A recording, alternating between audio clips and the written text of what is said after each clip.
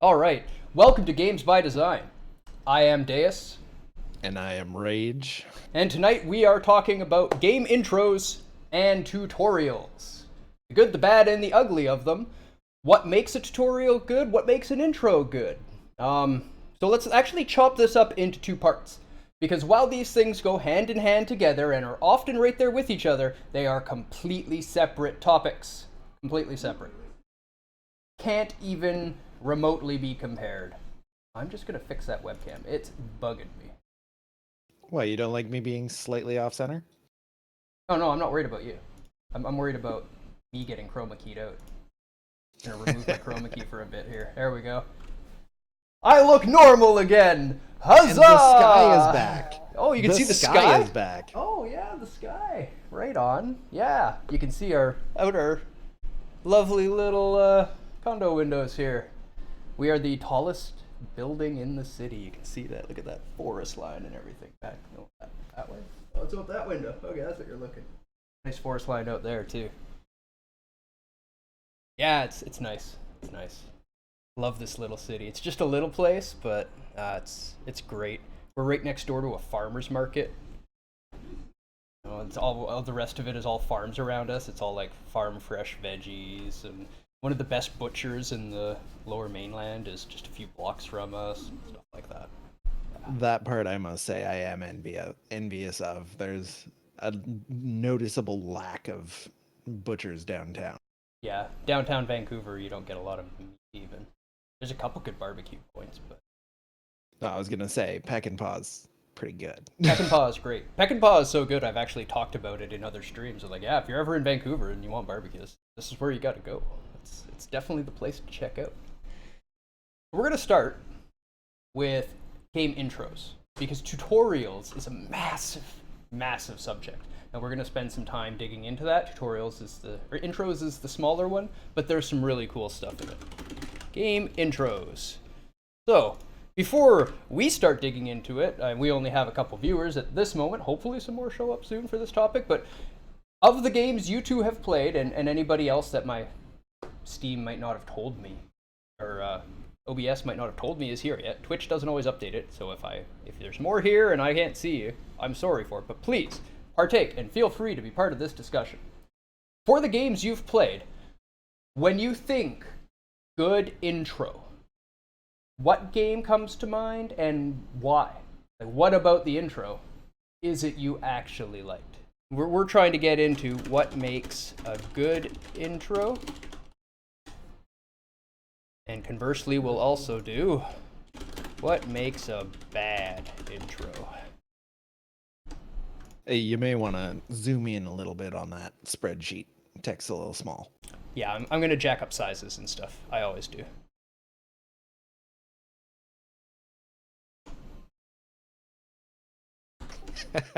That worked well.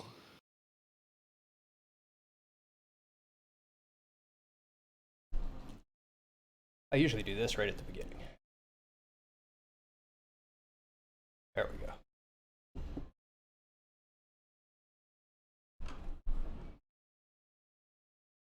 There we go. That's much easier to read. Yeah, I'm much happier. When I start typing, it gets big. Okay. Good. And they don't play games, I guess. Nope. Nobody plays video games. I know Just Lo us. hasn't played them in a while. But he has been inspired by our channel to play Sekiro. And I can't wait. I can't wait. It is quite the starting wait point for for the somebody who hasn't been playing games for a while.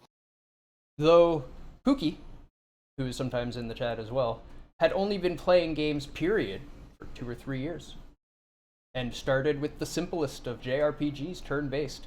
The only action-oriented game she had ever played was Ni no Kuni 2, when she picked up Bloodborne. And beat it. And then she was hooked. And it was over. beat it. Anybody can do it. You just need to be persistent. And don't get frustrated at your deaths. Or if you do, don't give up due to your frustration. Walk away, do some yoga. She always joked that Sekiro's used to play a lot of games and you're learning about newer games and stuff. So of your old games, When you think back, what intro do you remember the most? Like you saw it and you were like, I can't wait to play this now. And it's in your hands and you're just ready to go. I know one game that always comes to mind first for me, and it is an older one. Last mainstream game was South Park. Yeah. Intro feels as Yeah, a Halo. Halo had a very good introduction. Why? Why was it good, Lo? What do you remember about the Halo intro?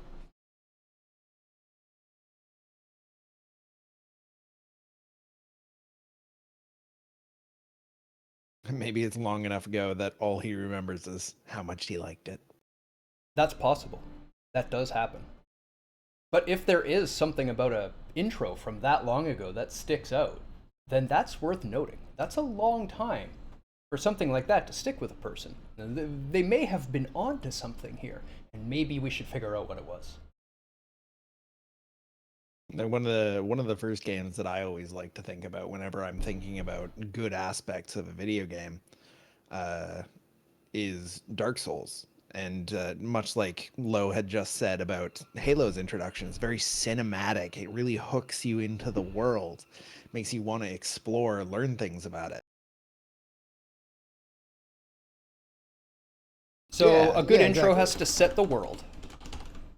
Okay? It has to set the main character, we'll say. Because there's going to be lots of characters in a lot of the games.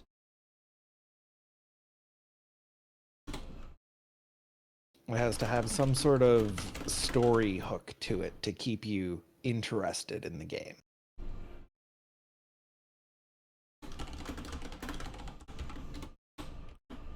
Which, just like an intro, the intro to a book, the first 2-3 lines of a book is supposed to be a hook. You're supposed to read the first few lines or the first sentence and be like, yeah, I want to keep reading. That's if that's not in there, that's not a good book. Can't remember what the book was, but I remember the first line, and I always used it as an example when I was talking about literature from that line. And the first line of the book is, they killed him, period. That's a pretty solid hook. Yeah, you read it and you're like, That's okay, let's keep going. either going to make you instantly into the book or instantly out. Like there is no in between. Yeah, and it sets a mood for the book as well, and the feel for the game. Yeah, I'm gonna say mood and feel are the same thing. I will add for you mood / feel. Okay. Now, if you can think of a time where you saw a bad intro, when you stepped into the bright sunlight from when I stepped into the bright sunlight from the darkness of the movie house, I had only 2 things on my mind. Paul Newman and a ride home. That's his favorite first line of a book. That's a pretty solid first line. Yep. I like it. It puts you right into the shoes of the character. Yep. You're right into his mental state at that time. You don't know a lot about what's going on, but you've got an idea of his night. Yeah. Good book, too, if you haven't read it. Most of us have read it, because it was made for us to read in school, but not made for us to read, but we were made to read it. That was the order the words were supposed to come out. Multi-threading problems. It's okay. Yeah, I have a few of them. But what makes a bad intro? What makes a game's intro bad? We're not so. If it doesn't accomplish these things, it's not necessarily a bad intro. These things. It could just be in the middle at that point. It's not a good intro because it didn't do these things, but it's not a bad intro. What would it do to make it a bad intro? I would say it gives you unrealistic expectations of what the game actually contains. Like you'll see a lot of game intros that are all pre-rendered cinematics, and then you end up playing like a pixel art JRPG, and it's just not the same at all. Yeah, and like that's something that even Chrono Trigger is guilty of, and you know how much we both love that game. the original one isn't.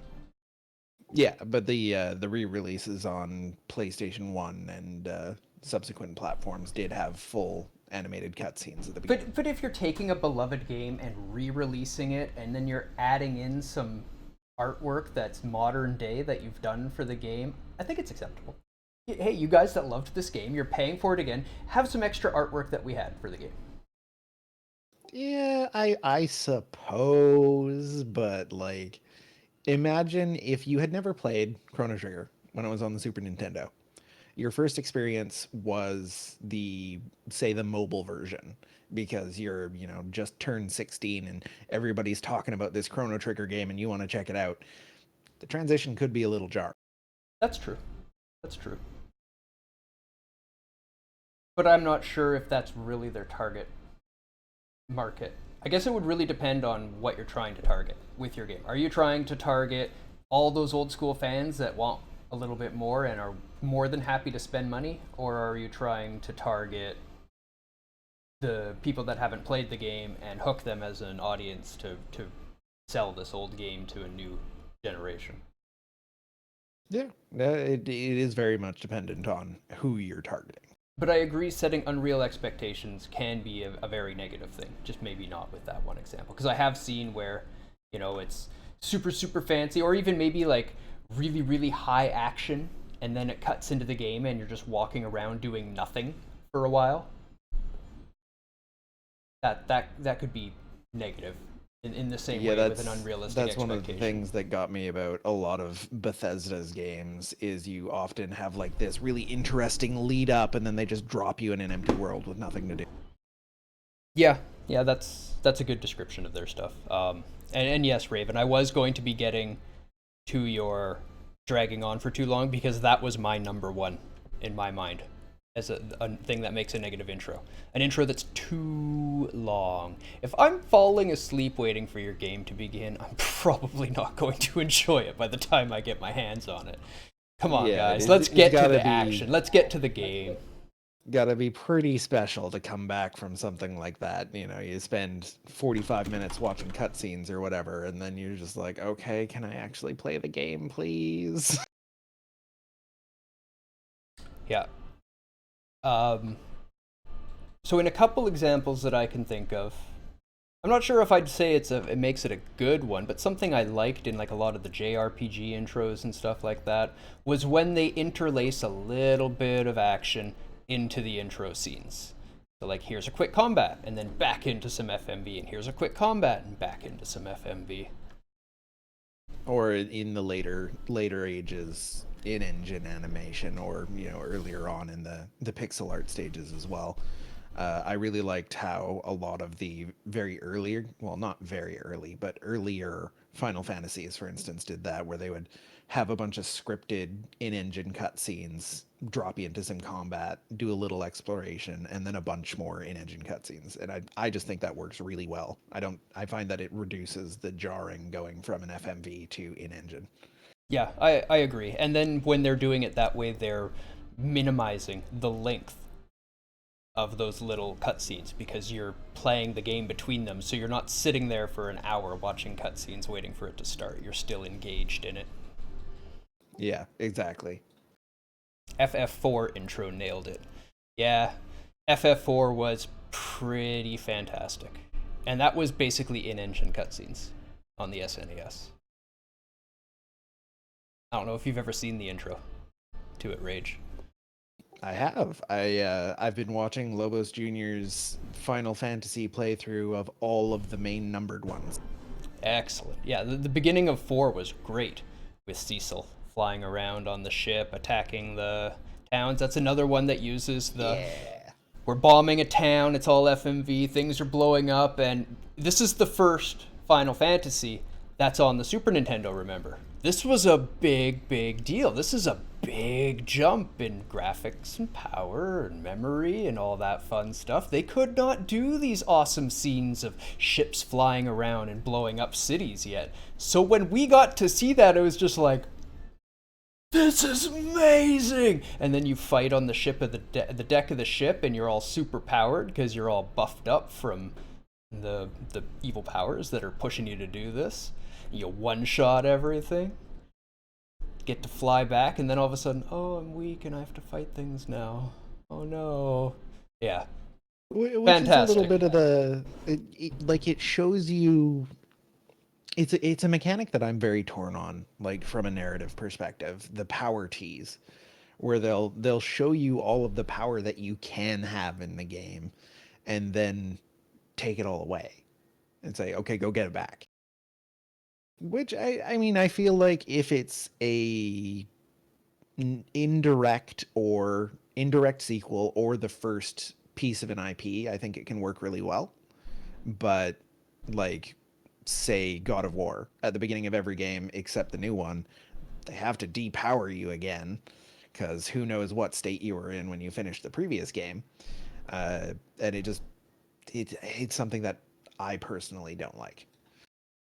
I mean, there's a classic approach to this problem in the pen and paper game world, and GMs have been doing this for decades. My characters are too powerful. What do I do? Well, let's just make stronger enemies. Problem solved. Yep. We're good to go. Just let me fight bigger, cooler things. Guess what? The average enemy you're fighting in God of War is now a Kraken. Go have fun. Yeah, the campaign that we're in right now is we're fighting a giant lake monster and then there's a dragon. So Yep.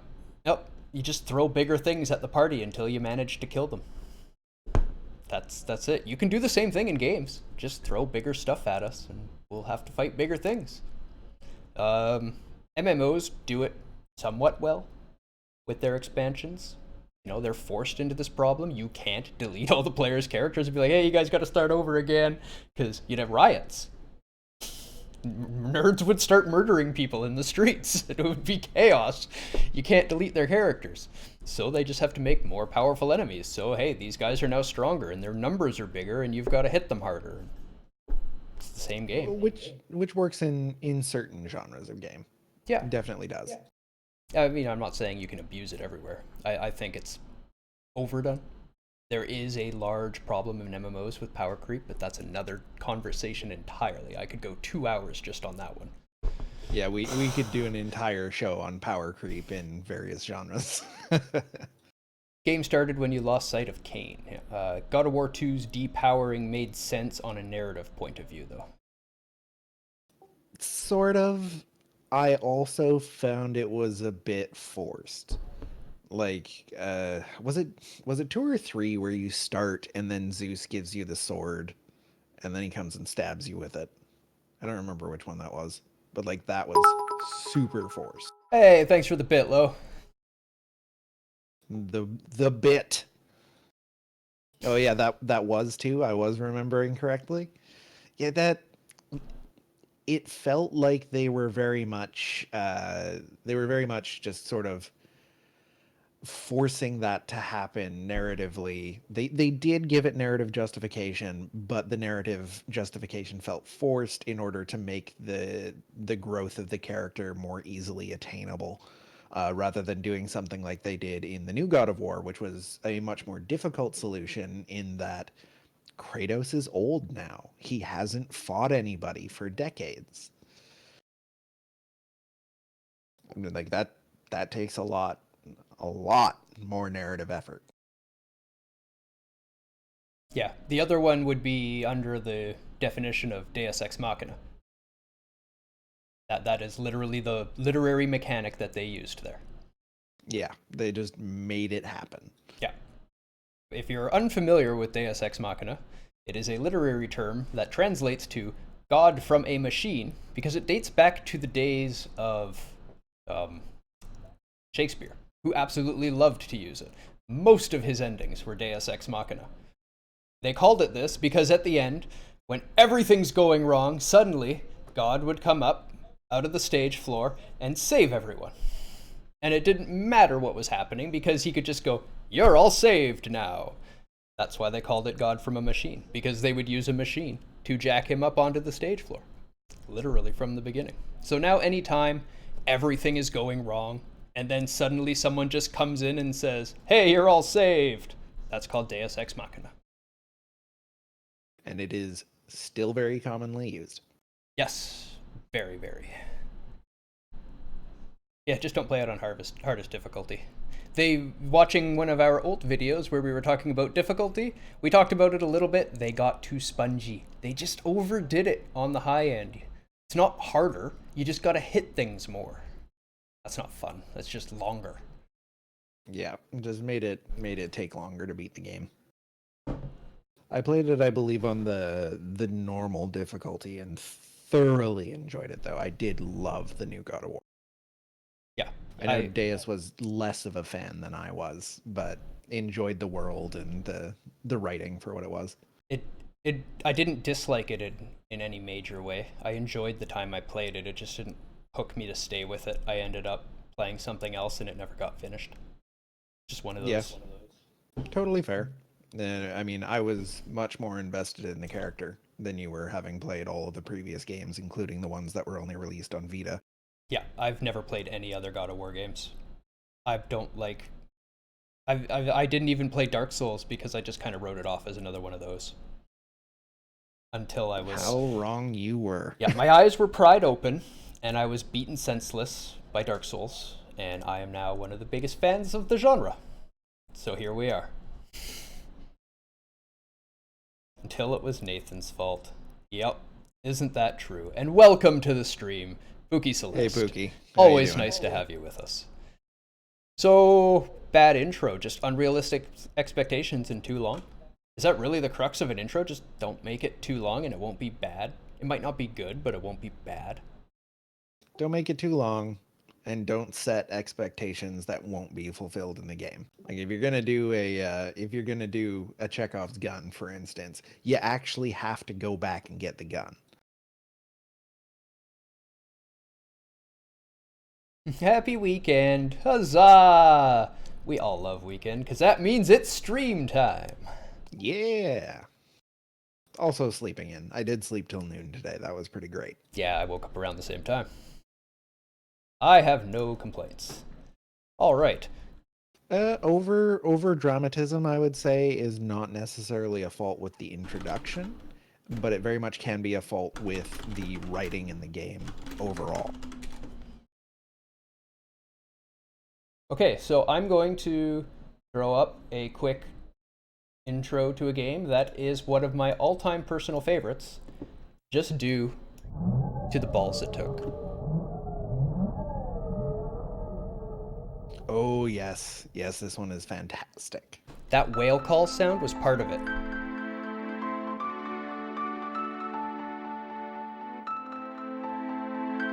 No one had ever seen anything like this done in a game before. The black title screen was the standard. This is all anyone ever did.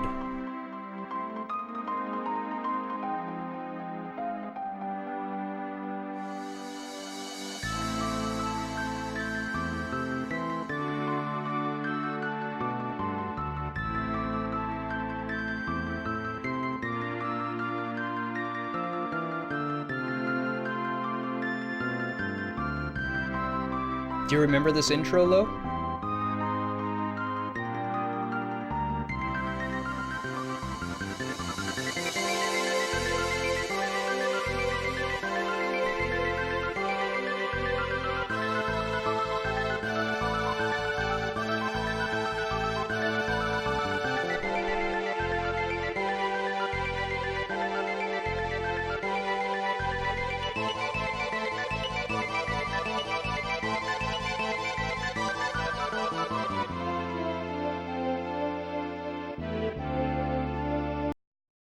Hopefully we don't get flagged for copyright due to that song.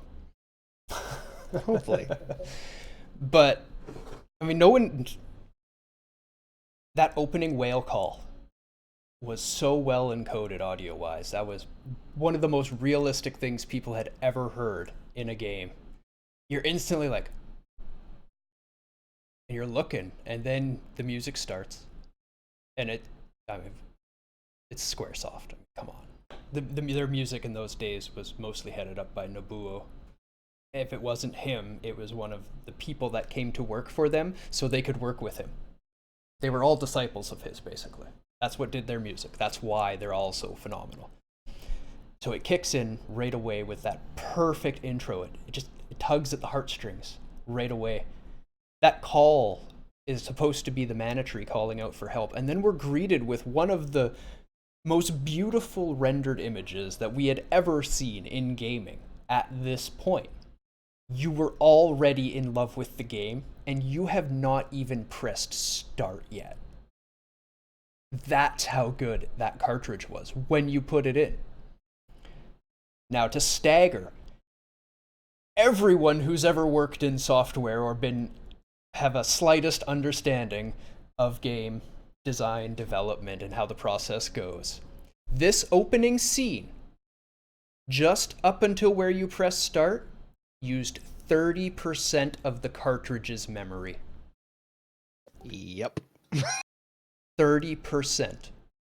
A manager and a chain of executives had to say it is okay to use 30% of your available memory on an intro to a game. That is visionary. That is why Squaresoft was so amazing in those days. They could see the value in sucking you into the game before it even started.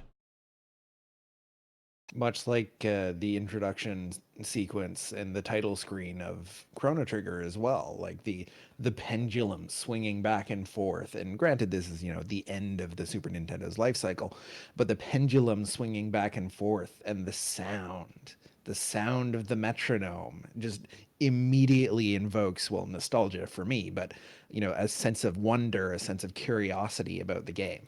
Yep. And of course, it ends up being a game all about time, so it's also some lovely foreshadowing. Exactly. They were very poetic in those days. Very poetic. R.I.P. Squaresoft. Yes. So sad you had to go away. However, they didn't fully go away. They did kind of live on. Kinda, sorta. They got a pretty big limp now. They do. They don't get the money to make the games they should anymore. However, we still got something out of them. And it's another intro that I wanted to watch. A little newer. This is an intro that I actually saw for the first time today. And I had never played this game, despite the fact that Deus has been telling me to play it for literally years. We'll have to make sure to talk over it a little bit and pause it once in a while. This is more modern Squaresoft, more likely to get copy flagged. Yeah, Nobuo stuff is pretty heavily watched. This is Nobuo Uematsu again, working on a non-Final Fantasy project. I don't know where he got the time for it, but apparently he did. Fantasy. It's still headed by Hironobu Sakaguchi when he left and made... Yeah, what? But it doesn't say Final Fantasy on it. It doesn't, because... Technically non-Final Fantasy project. No, it's the spiritual successor. But he wasn't with Final Fantasy by this point. Yeah. He was gone when Squaresoft was gone. Just another example of Enix not doing it right. How do you let those people go? I don't get it. Zelda was another great one for intros of older games.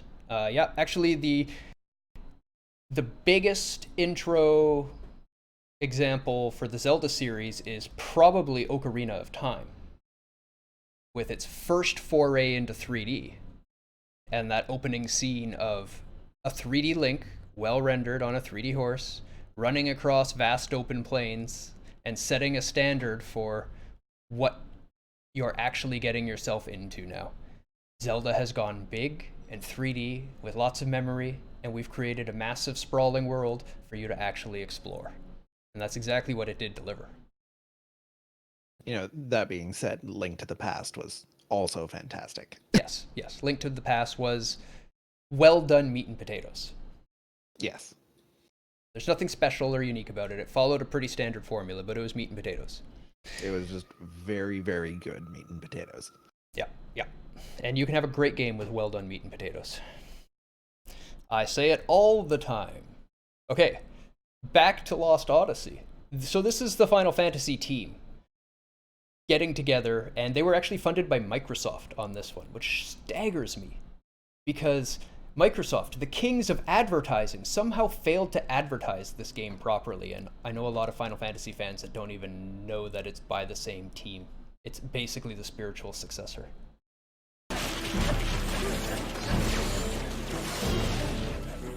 Which is really interesting. It went from being like a Sony-dominated property to having a team that was basically just the same team, but on the other side of the fence. And for some reason, Microsoft decided to ignore this massive following that this development team already had, and the fact that saying, hey, Nobuo Uematsu is working on this will draw a lot of money. And Hironobu Sakaguchi. Yes, both of Sakaguchi-san as well. Both of those names are just huge. Huge, especially at the time. The draw for me, personally, would have been Nobuo Uematsu, just because of how good his music is.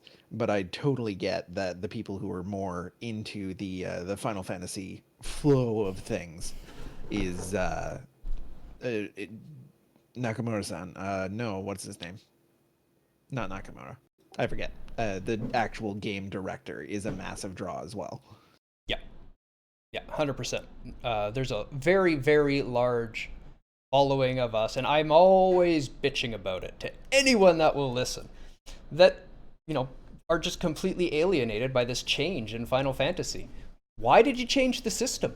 You own the IP. You could keep the combat the same as it's always been and appease all of us fans, and then take the lore in a side direction with other projects and make even more money on it, because we're going to buy all of them, and then you don't have to bastardize the Final Fantasy name within its own franchise, taking away the game that all of us old school fans used to love and changing the genre every time you release one, just trying to find something that works. Guess what? The old formula worked just fine. You can stick to it. We'll keep buying those.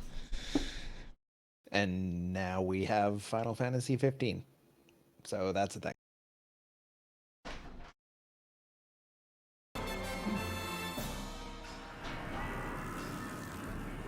Yes, exactly, Lo. If it's not broke, you don't have to fix it. So, talking about this intro, immediately while looking at this, you get the feel for the world. There's war, there's chaos. These two forces are completely duking it out. Your main character hasn't been seen yet, but it will set it. Don't worry. It sets the mood and feel for the game right away. You see, we've got this magic influence raising people now. We've got this awesome marching music going on because Nobuo Uematsu is just amazing. Yeah, exactly. It makes you want to grab a sword and charge in there. But oh look, we do have a magic element going on, so there is a level of mysticism to the world as well.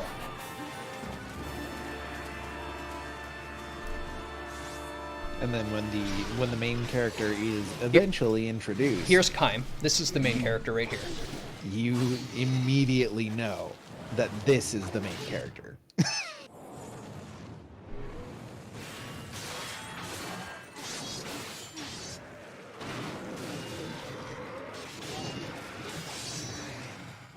As you can tell by this incredibly well choreographed and animated for the time fight. Oh yeah. This was a launch title for the Xbox 360. This game was out the day the 360 came out. So this is right at the end of Xbox and PS2 era. This was revolutionary in its day, and I don't know how it got missed by so many people. Because Halo. The Xbox sold on the back of Halo. I mean, as much as this is a wonderful game, I'm sure, Halo was the selling point. It could have attracted a whole nother audience this way. Oh, totally. I completely agree. Yeah, it would have been a very big boon for sales. And like we were talking about before, we're in the intro, we've got this awesome epic scene. Now we've set the main character. You get a feel for who this guy is. He's a goddamn combat badass. And then they throw in a little bit of action. Okay, here's a quick little battle. Okay, so we know it's going to be combat menu based. Everything looks fairly normal. We've got a little turn menu down there, and it's easy enough that you're not going to lose, you're not going to die. You can't really fail, you just hit attack, attack, attack. So now the genre's set, the world look, feel, some of the lore is even set. And I already loved being the character when I was playing this game at this point. So let's throw a boss at you. One of the things that I really liked, and to go back to the whole, setting realistic expectations within a game, is that this intro actually has you do combat. It has you do the mechanics of the game. And that's one of the best things that you can do, be it through tutorializing and showing you menus and, information about how to do stuff if you've got fairly complex systems, but actually have the player do it. Don't make them read through stuff and show them a video and then say, okay, now go figure it out on your own. Have the player do the thing that needs to be done, the thing that they're going to be doing throughout the entire game. Absolutely. Setting realistic expectations. Here is how the game is going to play. So they throw a boss, and it's not difficult, but it does actually have a mechanic to you. So it is telling you you're going to have to pay attention. He hits the left one, and then the right one's defense comes down. Right unit defense system has been deactivated. So you have, you'll quickly notice, oh, I only did 1 damage on this screen. Oh, I have to alternate. It's a little bit of a have to figure out, but it's not very difficult.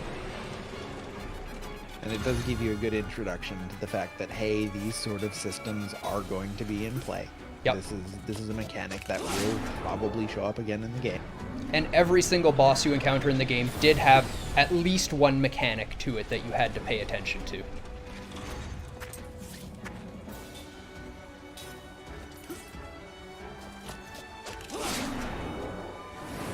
Watching this is making me want to play the game again, and that's a good intro.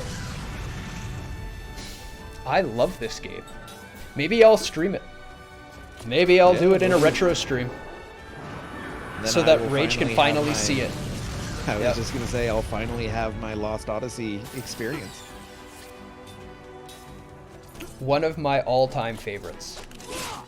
It is up there with the very best of the Final Fantasy series. For those that watch this and are like, hey, that Deus guy kind of actually knows what he's talking about. I agree with a lot of his opinions. This game is up there. This game is right up there with the very best of the Final Fantasies.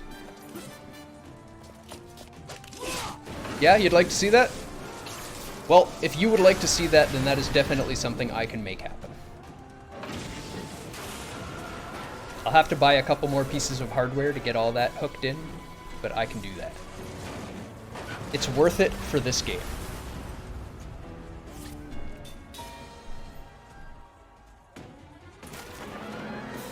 You're also down to watch me play this?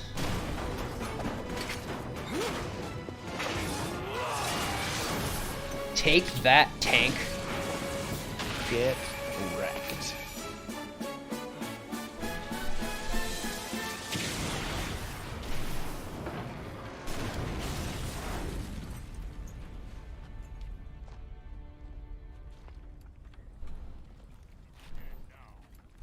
One of the things I really appreciate about the visual style of this game is, despite the fact that you do have relatively limited graphics horsepower, being on the Xbox 360 and it being a very early title, the art style holds up. It does not look bad today. Absolutely. At the time, it was breathtaking. I was just absolutely blown away when I found the game. And here we go for the hook. Now you tell me, how's this hook? Well, the sky is falling, lava is pouring out of it. That seems pretty intriguing. I want to know what the heck is going on, and why the heck that guy was like a skeleton demon inside a suit of armor. I think he was just getting burned alive inside of his armor is what was happening. No, headcanon skeleton demon.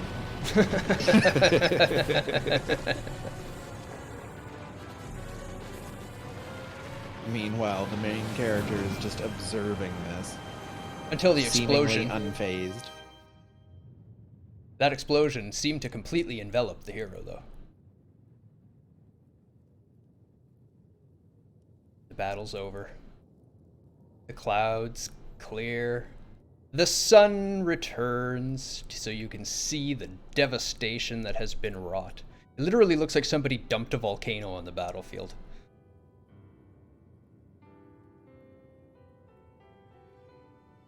But Kaim is okay. Yeah, he's fine. Just stands back up. Hair's not even singed. And that song from Nabuo that kicks in. Oh, right in the feels.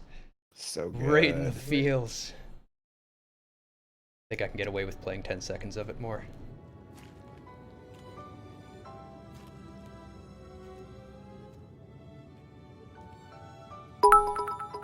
Hey, Lo, thanks for the bits again. I don't know if you're just playing with the bits, but cheers. Thank you very much. So that's Lost Odyssey. That's one of the intros that has stuck with me over the years as I've played other games. I always remember that game's intro. Fantastic one. Agreed. I think that's enough on intros. Unless Let's you see. guys want to talk about another game. We have eaten up half of our time on the smaller topic. Not quite half. Oh, 45 minutes. That's good.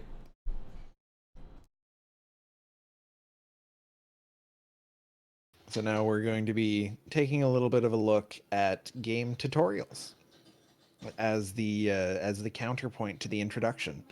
The introduction being what sets up the feel of the game, the characters, the way that the story is going to be laid out. Hopefully, shows you a bit of the mechanics. And now we take a look at, well, how do you teach your player to actually play this game? Yeah. Now that we've got you interested in the game, how do we allow you to actually play it efficiently?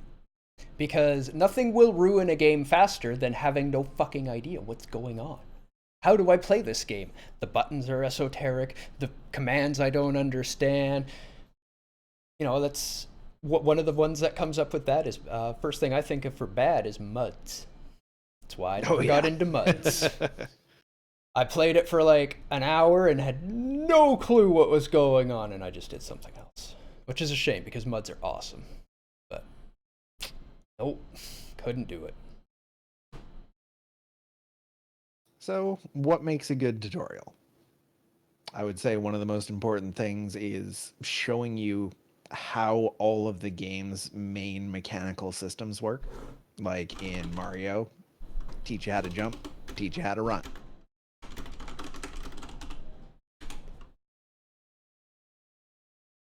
Yep, I fully agree.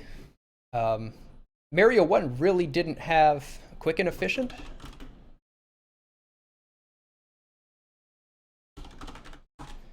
I agree. They should be quick, and it should actually help you learn the skills.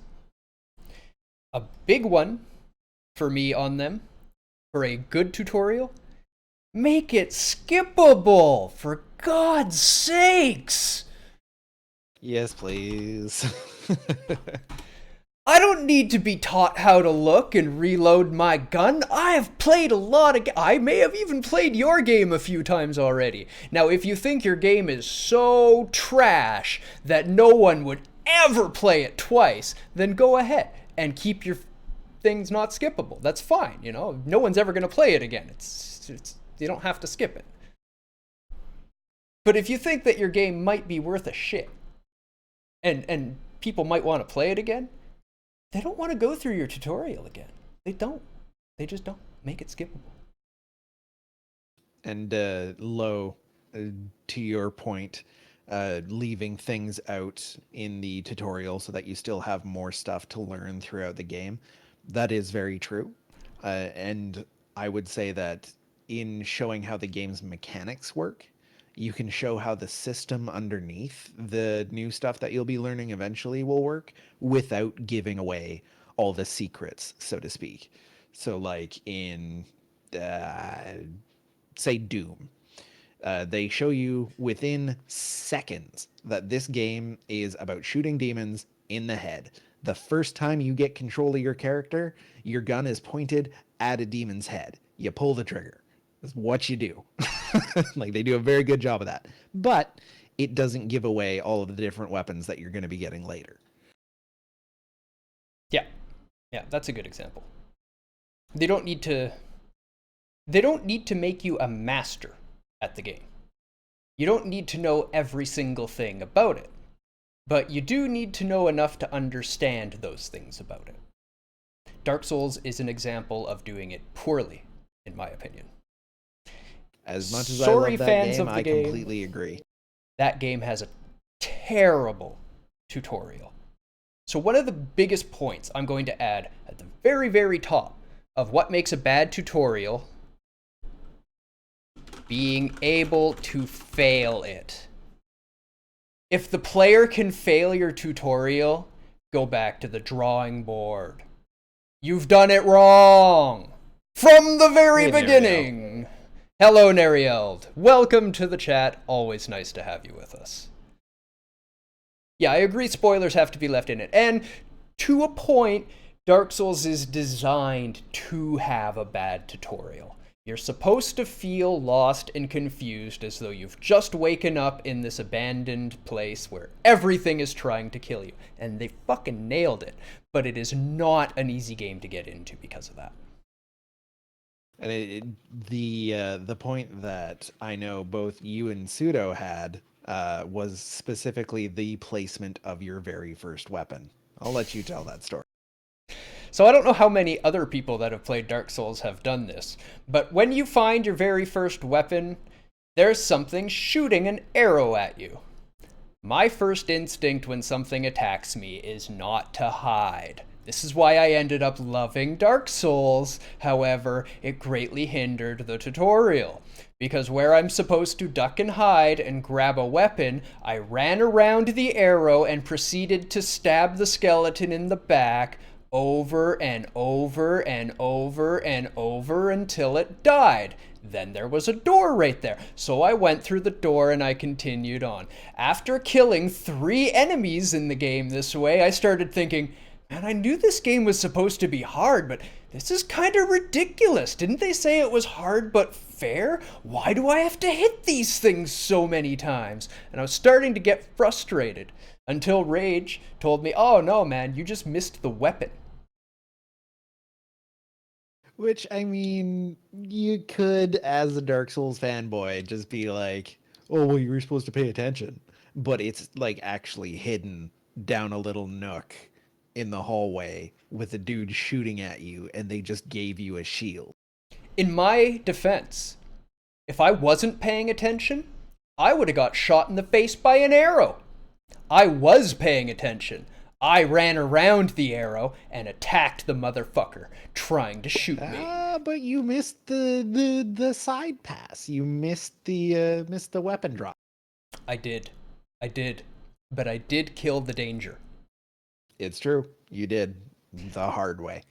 So after I told Rage this, he's like, I've never heard of anybody doing that before. How did you pull that off? So I explained it.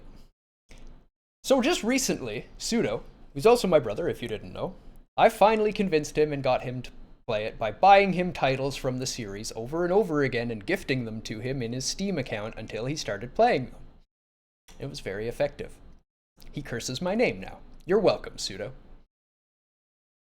So, I finally got him playing it, and then a few days, the next day after he had played it, he was talking to me, and he was like, man, I missed the first weapon, and it was really hard.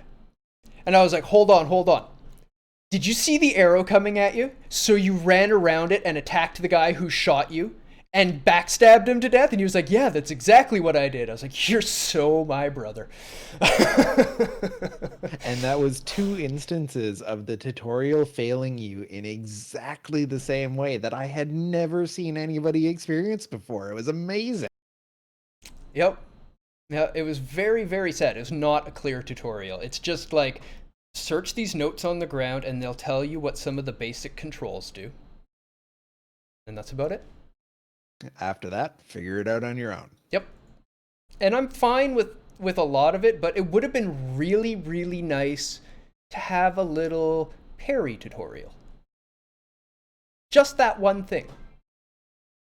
Well, they do kind of give you a parry tutorial. They tell you what the parry button is, and then if you go up to the fog gate where you're supposed to go fight the asylum demon, that you take the door to the right instead of going straight through the fog gate, and they give you two spear guys as a way to be like, hey, they're gonna hide behind their shields. You gotta find a way through this.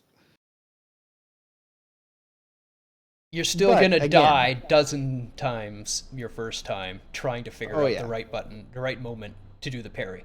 All they what would have been perfect, and I know they never would have done this. It's a little too friendly handholdy, but it would have been just the first time the guy comes at you, they stop for a split second and they say press parry now, and you get a free parry on the first guy the first time.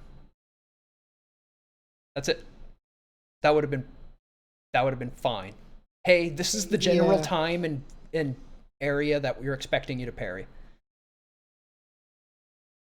But that would also be very un-Dark Soulsy. It would be very un-Dark Soulsy, but it would have made the game a million times easier to get into for your average player.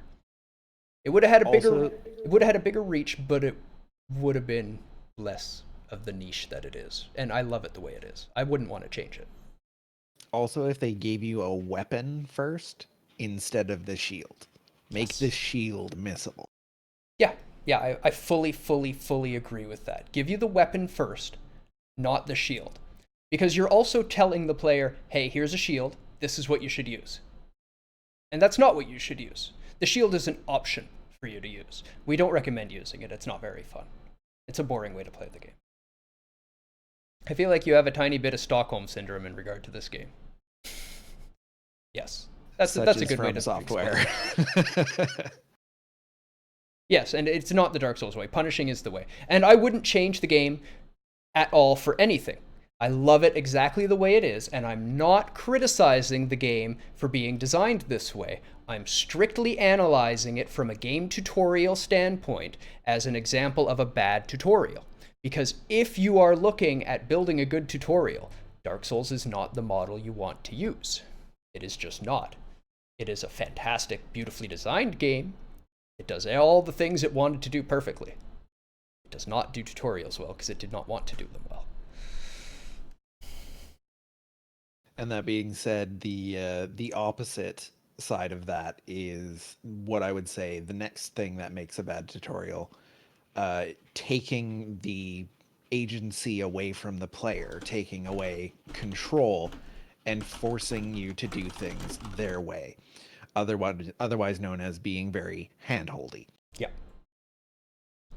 Yeah. which is something that we both experienced recently with Star Wars Fallen Order, uh, in that it just they are so convinced that they need to show you the exact moment to do everything, and hey, press this button, we're not going to let you leave until you press this button, you gotta press this button. Yeah. Here's some enemies that you can fight lots of different ways, but we've told you to do it this way, so do it exactly this way, or you're not leaving here until you've done it exactly this way. That's not a good tutorial. Example of a bad tutorial. However, at the same time, we did love the tutorials you got whenever you got a new power, where it went into the little training area and made you do it. Yes, the actual like, hey, you got a new force power tutorial is quite good, quite well done, except for the final one where he's just like, go get Tajero, and you have to jump to that stupid little ledge that's really hard to see, and you Yeah, that feel one like you're supposed confused to be me able to. forever. I It looks almost like you're supposed to be able to force pull the ledge, but then you can't force pull the ledge. And you're just like, eh. I almost made the jump angularly onto the other platform, but you hit a wall when you do that. There's an invisible wall stopping you. You can, interestingly, also trigger the next section of the puzzle by hitting the trigger box if you just run up beside the platform and just jump at it at the right angle. Right on. So it's slightly broken. I'm okay with that broken because they're not skippable. Yep. You have to do it every single time. And yes, driver is one that we are going to be talking about. It's not actually a tutorial. It's It's just just a not. gatekeeper. It's actually harder than the game itself. Like if you can complete the intro, you have no problem finishing the game. It's that bad. It really. I don't know what I else to had say never but played laugh about Driver. it. I watched a video of the intro and I was just like, what? And a lot of people absolutely love the game. Oh yeah, it checks every bad box. It does. It no, it doesn't take agency away from the player. It just dumps you into a sandbox of a closed circuit and forces you to do all these complex driver maneuvers where if you bump into anything with your car, you fail and have to start over. It was so bad. A large number of people couldn't even play the game. They bought it, they couldn't complete the tutorial, and they brought the game back. I would have too. Yeah, and it's unskippable. And another one on that same front is Gran Turismo as a series. You pick up the game and you're like, it's a racing game. Let's race some cars. No, sorry, you got to take your driver's test first. And it was like not that easy of a driver's test. It was pretty tough. You had to be pretty good about following lines and stuff like that. I mean, they put the line on the track for you, tell you when to brake and accelerate and stuff like that, but it was still like, it took a few tries for most people. And then you're like, okay, yeah, I can do the little stuff now. You can't really race anything cool. You've got to go do much more complex tests. However, the other tests were at least after you've been racing for a while. You finish first a bunch of times, you've built your car up, you're getting used to the game. Now let's go make sure you can do some more advanced maneuvers. But it was unskippable again, and just another massive gatekeeper. Like, I've just got this. I want to race. I don't want to have to do a driver's test first. Let us start with some really simple racing and then throw the driver's tests in. If you want to have a tutorial area, make a tutorial that isn't a driver's test that puts the lines down and gets you to follow them where you can't fail it and there's no timer tracking you and they're not stressing you out and forcing you to do it. The one of the racing games that I personally really love and did a very good job of tutorializing the very first thing you do was Race Driver Grid. What they do is they have this nice little cinematic and it's like, oh, look at these cars, they're so cool. And then it just like zooms in and you're in a Viper and you're racing, and it doesn't matter what position you come in, you just have to finish the race to qualify for your novice racing license. That's it. That's all you got to do. Very well handled. Yeah, that sounds much, much, much better. They were just going a little too sim. Like in real life, you need to go and get a license before you can race. Sure, in real life, that's why I'm playing a fucking video game. If I wanted to go and do a license, I would go and do a real race. Thank you very much. Yeah, these bad tutorials. A bad tutorial creates bad expectations due to what they want you to do when you can actually play differently. Yes, a good example of that was just like we saw in Jedi when I played it at the very beginning, where they throw us in that little room and start spawning enemies, and we have to, you know, you can also do a little sidestep, and now it's not going to continue until I sidestep one of their attacks.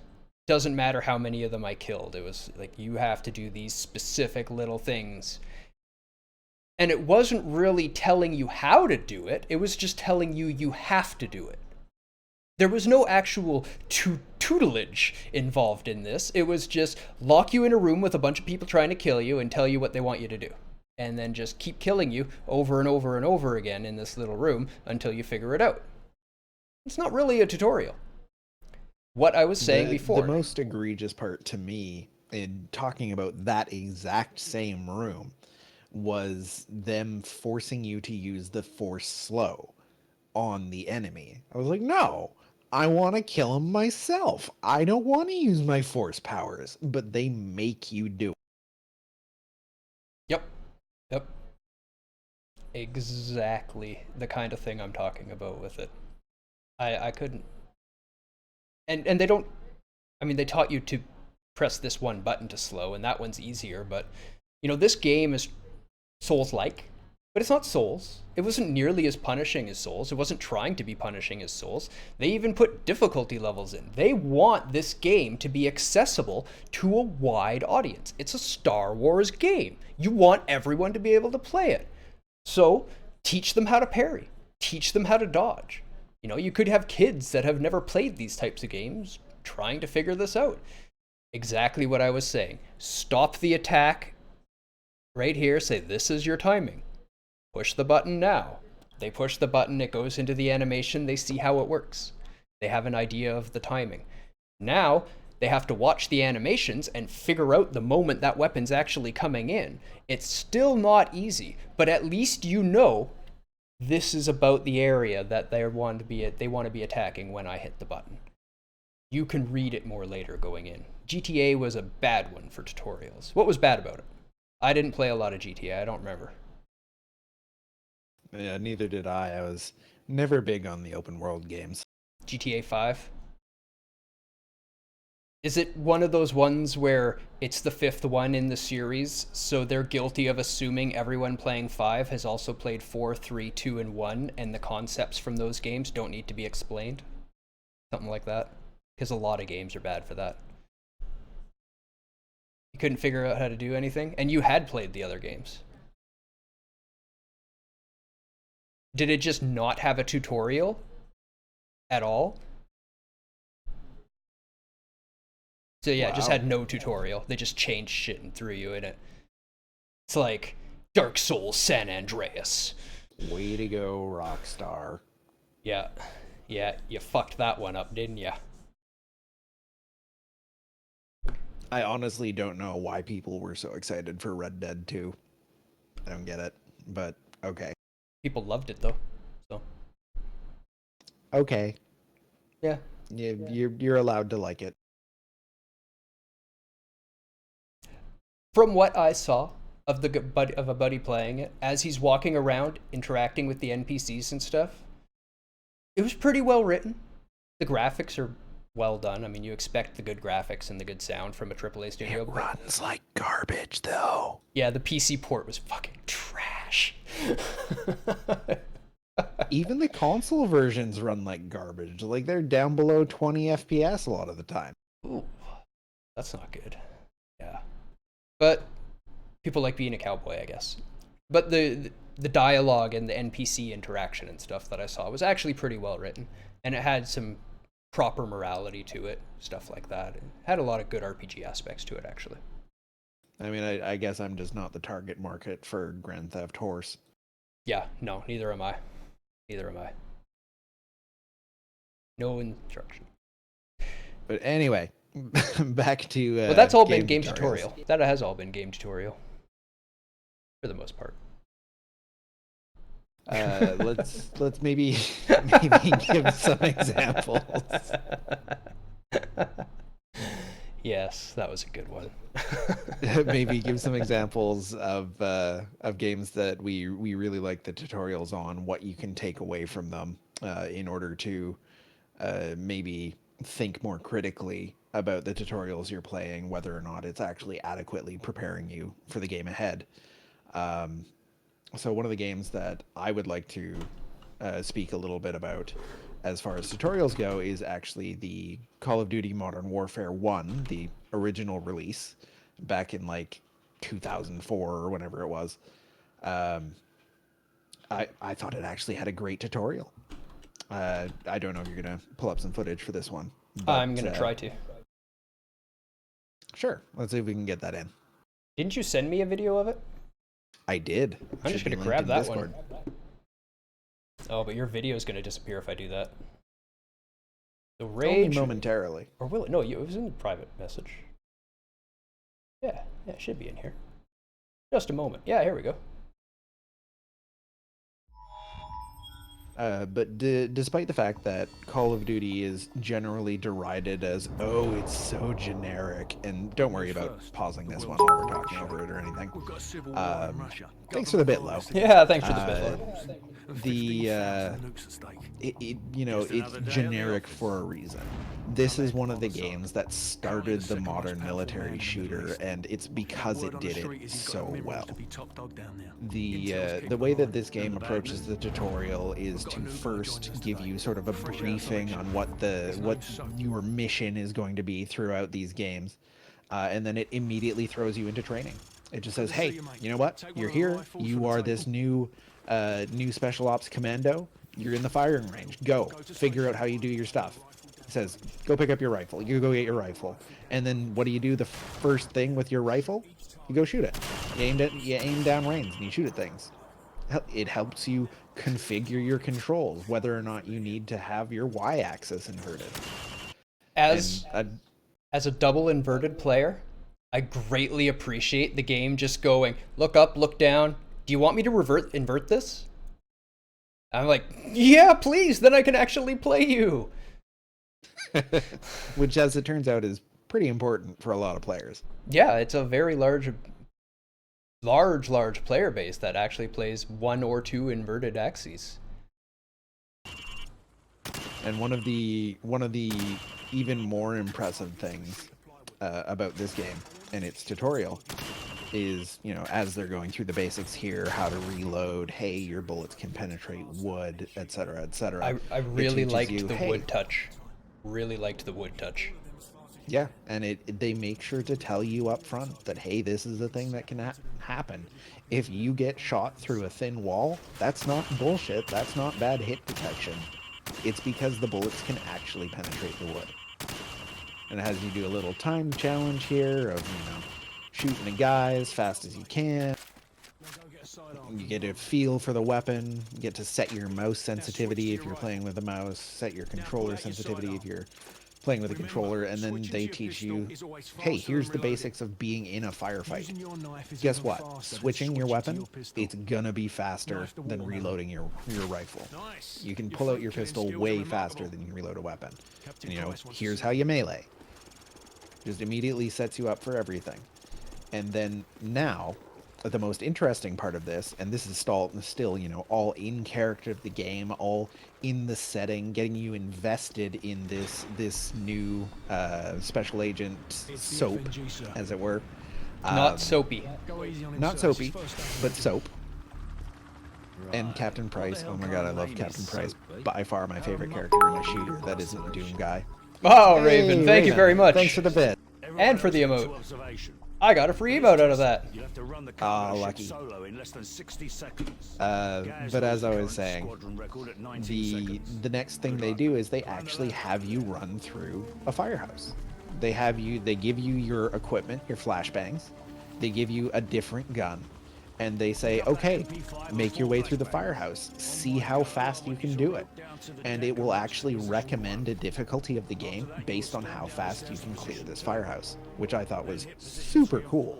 That's very, very cool. Love that touch. More developers, if you understand truly the tuning of your games, do some shit like this. Test the player, see how good they are, and then recommend how they should play your game. You know what? You made it. You know how they should play it more than they do. Yeah, and this is why I am totally down to try every game that is made by Respawn Entertainment, because it's a lot of people who made this game. And you can see here now it's saying, hey, this is how you use your special equipment, this is how you use your flashbangs, this is how you sprint, this is how you approach a corner, this is the sort of thing you want to do to keep yourself safe. Like, it's a really, really well done tutorial. And it drops you right back into the story and says, okay, now we're moving on. Let's go do mission 1. And nothing forced. At the very end, they gave him the recommendations, and then he could change his difficulty. Yep. Incredibly well done. So, in a good game tutorial, it should not just show how games mechanics work. So I'm going to bold these so we know they're a little more of a heading. show how the mechanics work, be quick and efficient and skippable. What else did that one do? Well, it definitely evaluated the player. It made recommendations about how they should play it, how they could choose to play it. Don't Fixed necessarily need to do it. fixed player controls is a lovely touch in it. One of and I wish I could remember the game. It wasn't the greatest game. It really was. I think it might have been one of the Mass Effects, or it was one of the it was a game where you're in a suit, right? And in the intro, you're in this sci-fi suit, and you got the controls going. They're making sure you're all okay as you're getting out of the system, and it says, "Okay, now look up, now look down." And when it said look up, I just instinctively pulled down on the stick because I play inverted, and the game just looked up. So they told me to look up, and then whatever button I hit first, that was look up. I was just waiting to see which way I look for up, and it automatically set my controls to inverted when it told me to look around the room and looked how I look around the room.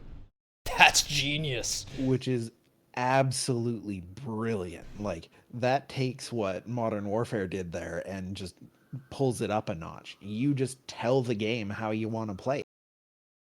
Yeah, And I mean, sometimes you will be incorrect. Like, if you're trying to play a Souls game using the face buttons, it's not going to work out well. Thank you again, There's Lo. too many things for you to do. But just giving the player that agency, letting them do what they feel like they need to do. Plus, it's a big deal for accessibility as well. You know, maybe the shoulder buttons are easier for somebody to hit than the face buttons. Maybe they've got a sprained thumb or a broken thumb, or they're missing a thumb. Like, give people an option. Yeah, I do know a friend that is missing a piece of a finger. Thumb? No, thumb. Missing the piece of his thumb, and therefore cannot play console games. Just can't do it. Very sad. Fix that. Let him play with his fingers. Let him play how he wants to play. Really wish I could remember that game. I spent a while trying to research it. You did also want to dig into, however, fighting games. I know you had a fair bit to say about that. So, fighting games are notoriously bad for tutorialization. They generally don't teach you anything. They expect you to hop into arcade mode and just like keep plugging away and figure out what buttons do, and then if you really want to take it seriously, like maybe you'll go into the training mode and try and figure out some combos from a list, and then figure out how to actually input them and what the timings are for all the different things, and et cetera, et cetera. And then there was one game that rest in peace, buddy, Total Biscuit showed to me, and after seeing his footage of the tutorial system in the game, I had to go buy it, and it taught me how to play fighting games properly. And that game is Skullgirls. It's a very low budget, like I would say, I think it was actually an indie team when they developed it. And they actually spent the time to teach you how fighting games work. Not, how this fighting games work or how this character works inside the system. They actually teach you how fighting games work. They teach you what mix-ups are. They teach you about how to press the buttons, what hit stop is, what you need to do to buffer inputs, stuff like that. And it's so much more in depth than any other tutorial system I've seen in, frankly, any game, basically. And it taught me how to play fighting games.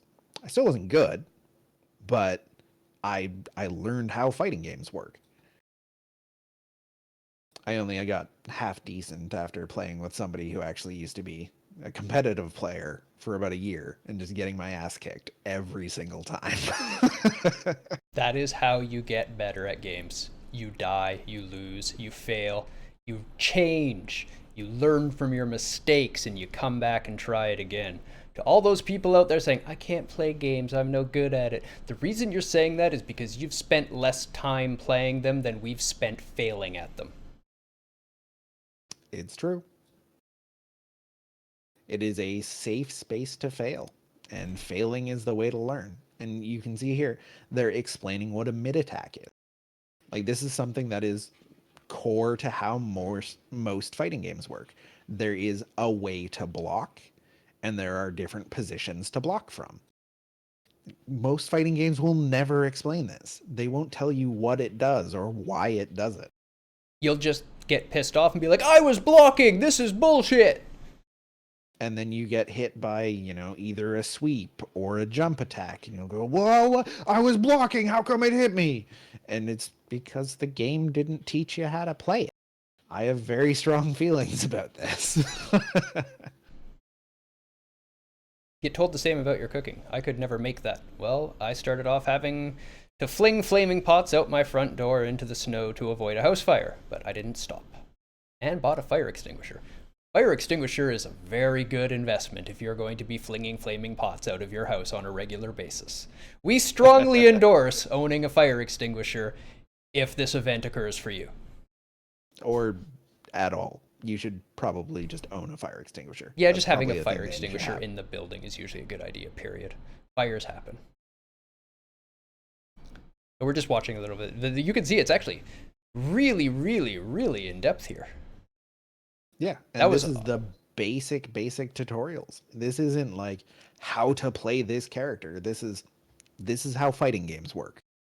To give you an idea of how in-depth this tutorial actually is, this entire video is just Skullgirl's tutorial mode, and it is 31 minutes long. And it's all optional. You're not forced to do it. It's an entirely separate menu from the start screen. You can entirely skip it if you want to. There are more in-depth tutorials for specific characters, which is one that we're seeing now. Oh no, this is outtakes, which is forcing your enemy to switch characters. But there are specific tutorials for specific characters. They will teach you the basics of how things work. Like right now, they're going over mix-ups, which is core to fighting games, and they're teaching you now how to deal with throws, which is again core to fighting games. And the tutorial itself doesn't involve control rebinding, but it is available. They're evaluating you. They're teaching you how to play the game. It's entirely skippable if you don't want to do it. You can skip all of the basics if you understand their names. Sorry, I was reading Nariel's message in chat. If you understand how the basics of a fighting game works, you can just move on to the more in-depth stuff. Yeah. It's great. It's the best tutorial I have ever seen. I'm just kind of awestruck by its depth, and as a key point, you cannot fail this one. Yep, it just lets you keep trying until you get it. And now you can see they're doing specifically this character Parasol. They're teaching you her combo. It's amazing. It's fantastic. I love this game.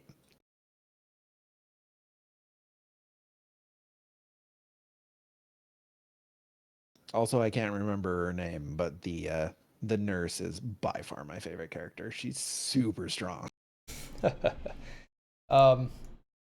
So I just read this little note of mine here, and I did forget to mention one thing when we were talking about game intros. And I do want to just harp on it a little bit, because we did a lot of good, and we didn't really talk about bad. And it's one of the worst intros ever. Notoriously known as being one of the worst intros ever. And I'm not sure if you know what I'm talking about. Yes, I know what you're talking about. I've just realized which one. But I do actually need a very quick bio break, so I'll let you tear into this one. Sounds like a plan. If you're wondering what I'm harping on about, it is Fallout 3. And I actually, while doing some research for this stream, I actually watched a YouTube video that listed Fallout 3 in the best game tutorials. What? How? How does anybody put Fallout 3 in the best game or intros? Who puts this as a good intro? It was long. It was boring. It removed all aspect of Fallout from the game. Hey, here's a bunch of people that you can kind of talk to. Doesn't really matter if you do, because pretty soon you won't be able to talk to them. All you'll be able to do is attack them. And I mean, if you want to step back and look at it and break it down, maybe that really is the best intro to this game, because they're setting the whole thing up to say, hey, guess what? Talking is pretty useless in our game. You should probably just shoot everything. And that's basically a summary of that game. But the whole thing was so bad and slow and unskippable. I'm not even going to show you a video of it because I don't really want to bore you with it. You start out as a baby. They make you take your first steps to show you how to walk. They basically make you go through your entire life talking to useless, meaningless characters because you're going to grow up within a few minutes. You hope it's not really just a few minutes. You wish it was. Trust me, you wish it was. You go through this whole meaningless process only to be given a gun and say, here you go, start shooting things. This whole thing is, I think it was like 15, 20 minutes for the whole intro, if I remember right. Something ridiculous. I don't know. Nobody's done the intro in so long because the first thing players did, these are the people that are fanboys of the game. They make mods for it. They live and breathe this game. They will defend Fallout 3 with their final breath. What's the first thing that these players did? They modded out the intro. They got rid of it as quick as possible. There is literally a mod for this game, which does nothing other than remove the intro. I'm gonna pull it up real quick. And it is essential. You should definitely get it.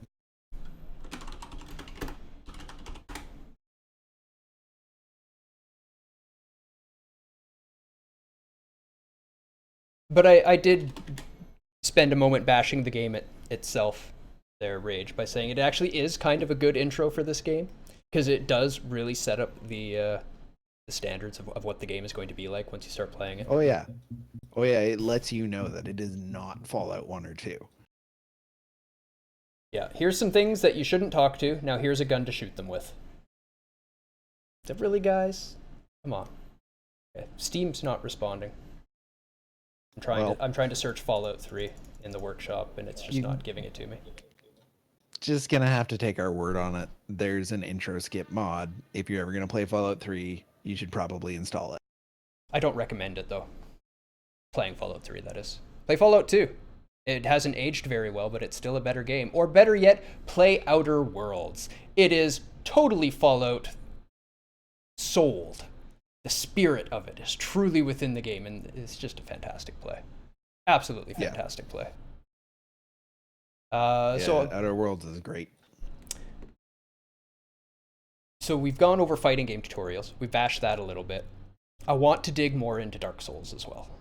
We do need to talk more about the Souls, and we've only got about a half hour left, so let's see how far we get with Souls, and there's other ones we can maybe get into. Yeah, we do want to look at Driver and maybe Jet Set Radio as well, but Souls is Souls. It's a very, very, very, very, very deep place in our heart. It's not going anywhere, and is one of our absolute favorite topics to talk about. So let's talk about the terrible, terrible way that Souls throws you into the game.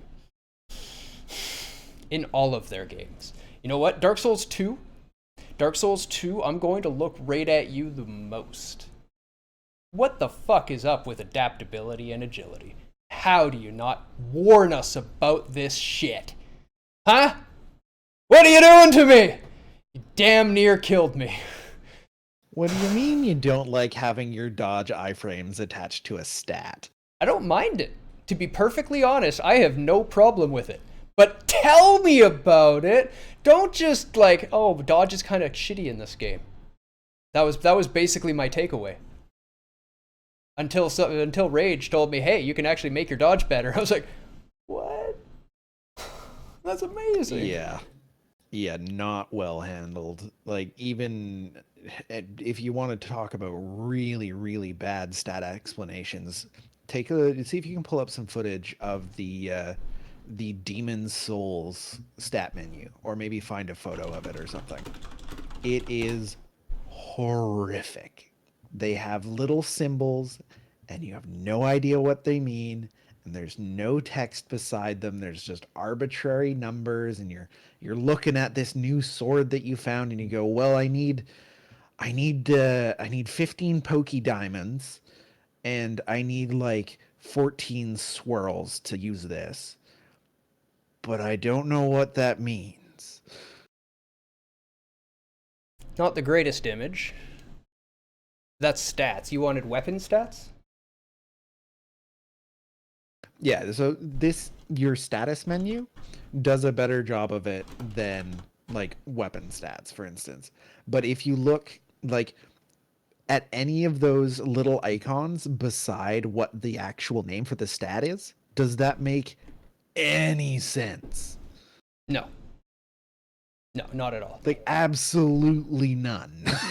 There's your And when weapon you're just status. given you're just given you're just given like sure, that's close enough. I was hoping for like the weapon detail screen. Um, but like if you're looking at the weapon details, trying to figure out whether or not you have the stats for something, you had just look at the little symbol and you go, okay, okay, I think I know what this symbol is. I think I've memorized it. And then you run over to the level up lady and you go, okay, I need to level up. Wait, was it this symbol or was it that other symbol? Or yeah, stats needed, like that Number row 10. number 10 right there. What does that mean? Or stat bonuses. Completely opaque. Special effects. I mean, at least they're kind of color coded, but I'm assuming fire, poison. I don't know, and Other I more don't different know. poison. Yeah. Yeah, no, that's pretty esoteric. That's pretty bad. And there's no real, I mean, it's in the original vein, so there's no real explanation to anything anywhere, I'm sure. It's just, hey, here you go, start the game and figure it out. Have fun.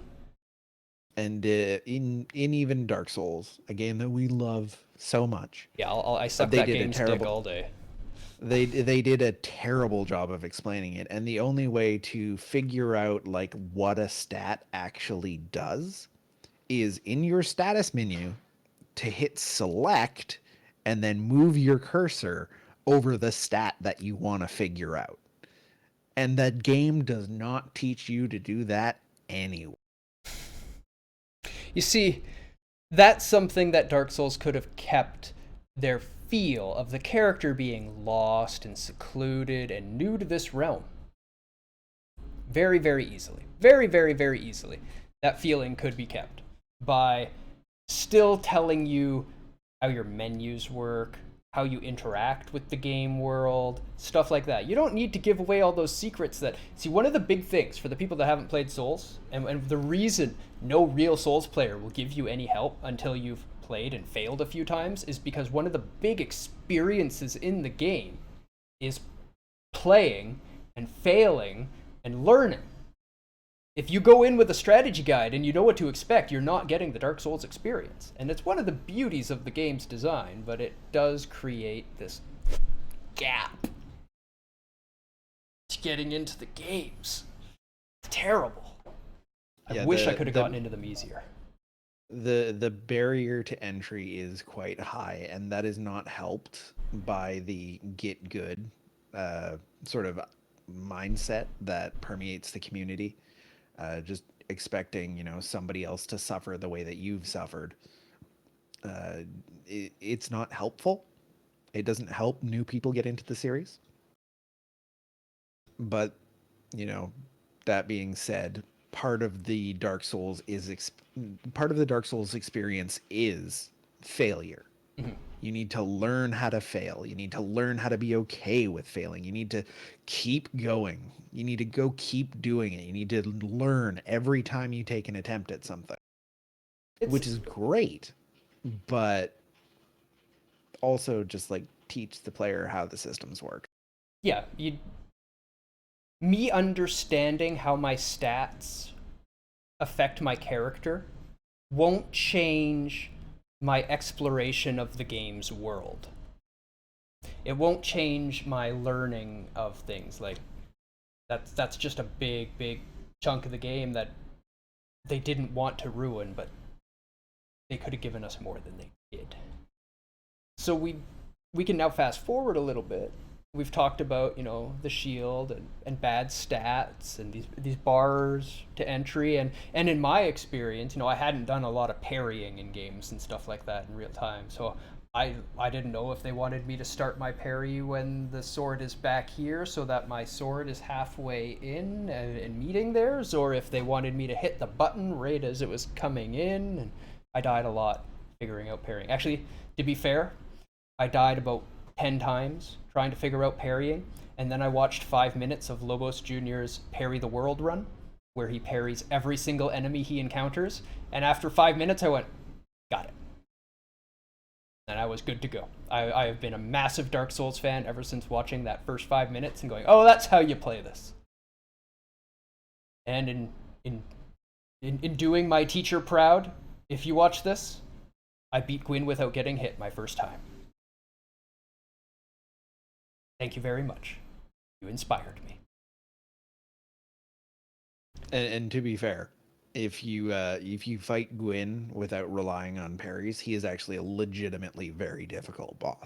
I actually The first time stopped I parrying. played through the Souls series, I did it in heavy armor with a big shield. And I was terrible at parrying. I was trying to hide behind the shield and use that to save me, and I died a lot.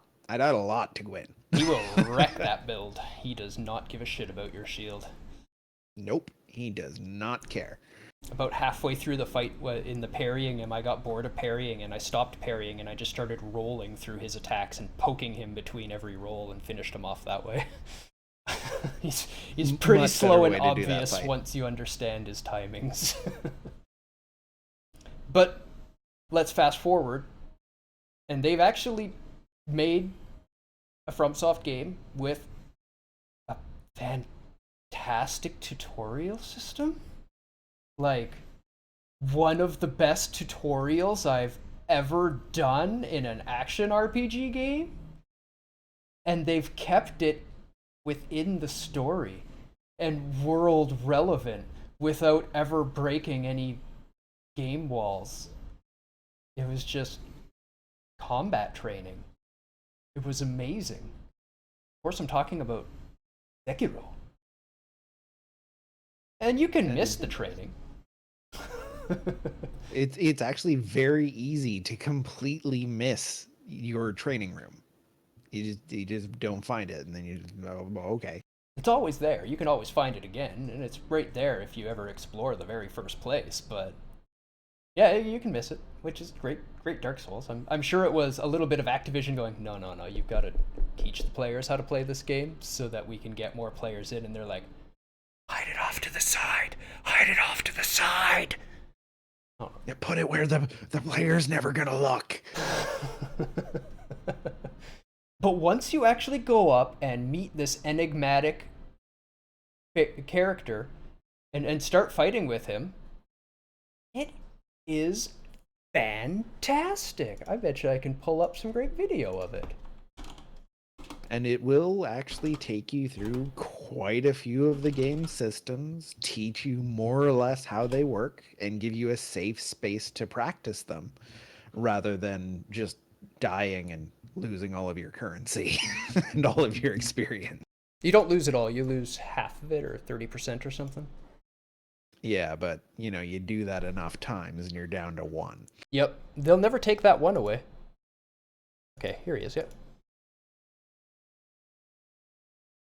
So okay, well, You come up to this undying guy. He's immortal. Hanbei, the Undying. You can choose attacks, defense, or deflects at the beginning. So we've done sword attack training. And he's just going to stand there and block, and it tells you walk up and hit R1. And he reacts exactly like a real enemy. He blocks everything you attack him with until you break his posture and kill him. That's about the best training you're ever going to get in Sekiro. That's perfect. And this is a very good reproduction of what the enemy AI is like, as long as you can keep the pressure on them. Yep. And he will change up here, so we've done that. Now we're going to say, all right. Thank you very much for teaching me how to use my sword. Now let's learn how to deflect attacks. And I like the order they teach you things in. Here's how you attack. Now here's how you deflect. These are the two most important things you are going to need in this game. He's blocking, and there's a deflect. Yeah, you can see there's both a well, you can't hear it, but there is an audio component to this. It will show you that, hey, you know, this sounded different. You've successfully deflected rather than just blocking. And there's the visual indication of, you know, you get hit, you block it, there's a small shower of sparks. And then when you land a perfect deflect like that, it's a large shower of sparks. It's a very clear indication that you have successfully done the thing.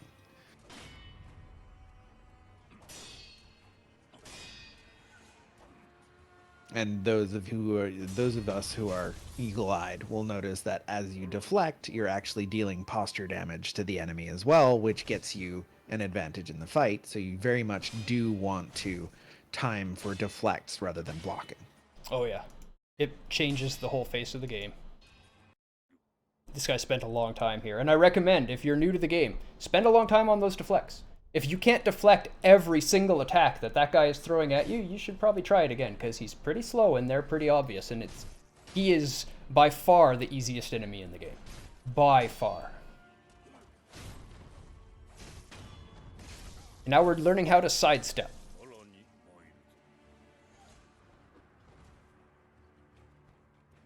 Yes, Sekiro is very gorgeous. And everything is so smooth. I love this game. Oh, it truly is a wonderful, wonderful game. But interestingly, in this game, because of its combat pacing, I actually very much enjoyed its smoothness, as opposed to Dark Souls 3, which I found a little too smooth for what they were trying to do with it. Like Dark Souls 3, I would say the smoothness is too much for the fact that it's a slower paced, you know, heavier weapons generally, because even a longsword is heavier than a katana, and it's a heavier, slower game than Sekiro is. But Sekiro is a game where you're a ninja. You're supposed to be fast. You're supposed to be nimbly bimbly dodging around, swinging from ropes, using your ninja tools. Nimbly bimbly. And it does a great job at it. It really did. I absolutely loved the training in the game. I thought it was a beautiful introduction. And I love that as you do it, we're getting into it, you know, he's now done a couple different tutorials here with him. Now, free combat is available. And you see, it's free combat fundamentals. So as you get new abilities in the game, and as you do the training, more and more and more complex stuff unlocks for you. Teach you how to do, like, eventually you get a specific training where it's all mikiri. And they just teach you how to step on people's swords when they try to stab you with them. And it's the most satisfying thing in the game. Yeah, the Mikiri counter is amazing. It feels so good. And it does so much posture damage, you very regularly get that death blow, and when you step on their sword and they fall forward, and after they fall forward, you just drive your sword right through the back of their head or into their neck. You're like, yeah, die.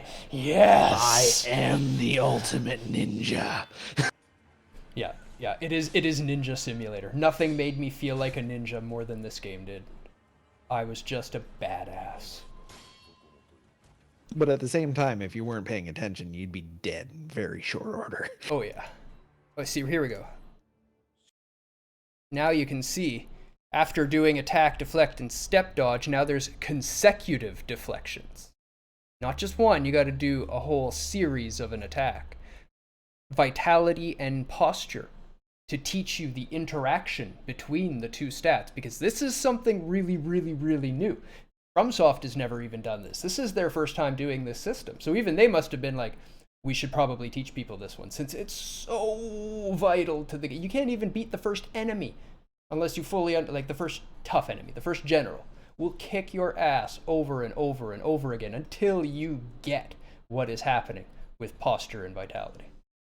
And then countering thrust attacks and countering sweep attacks, because there are special undodgeable attacks that all need to be figured out and dodged in their own unique way.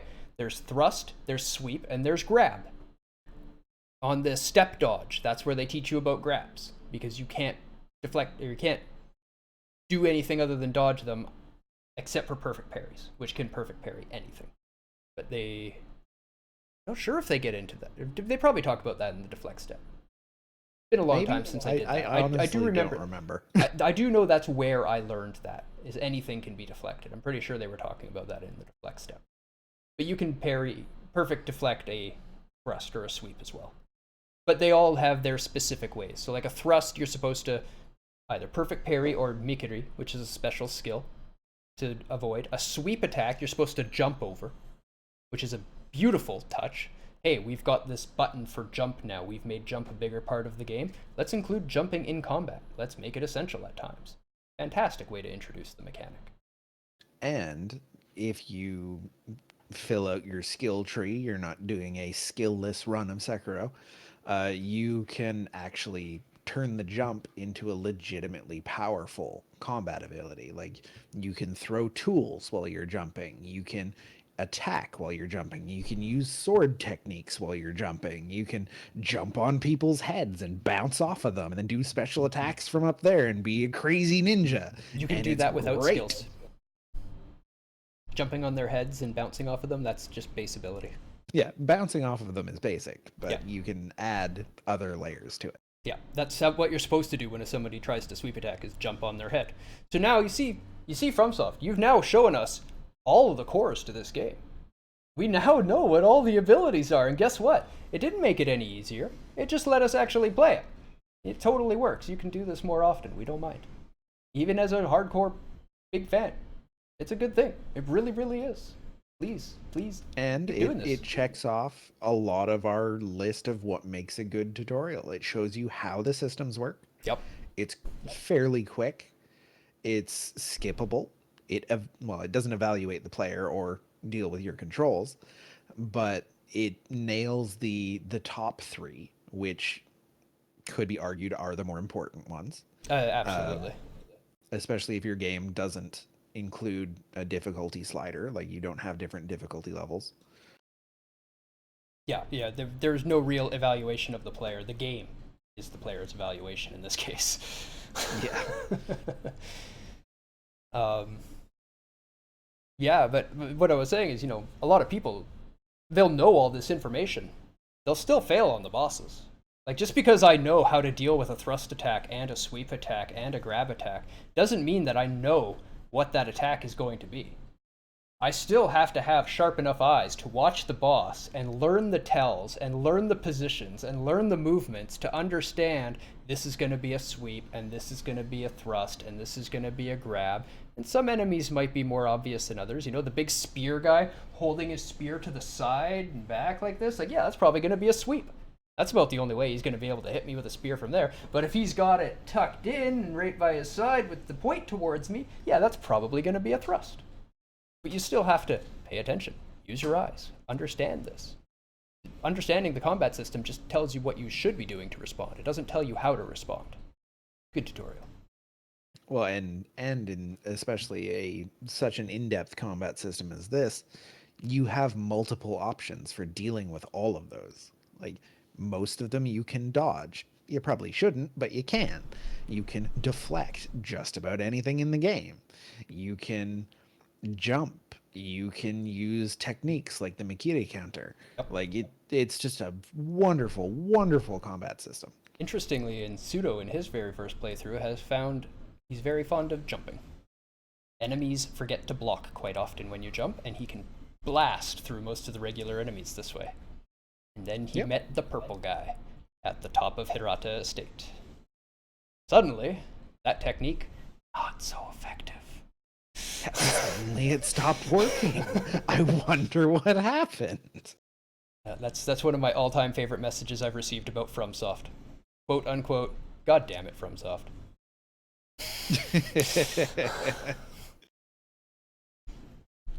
Yeah, you thought you found the easy way through? Nah. Nope. Keep trying, though.